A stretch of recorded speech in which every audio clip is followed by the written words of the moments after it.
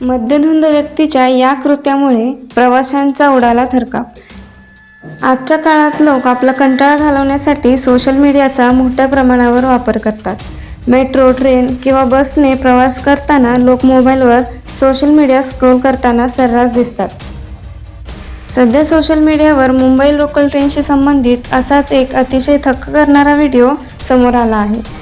Viral होत असलेला हा व्हिडिओ मुंबईच्या लोकल ट्रेनमधील आहे.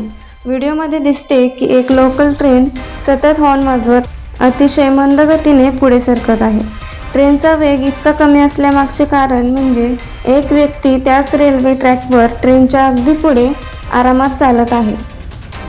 तो माणूस प्रचंड दारूच्या नशेत होता आणि त्याची नशा इतकी टोकाची होती की त्याला मागून येणाऱ्या लोकल ट्रेनचा आवाजही ऐकू येत नव्हता.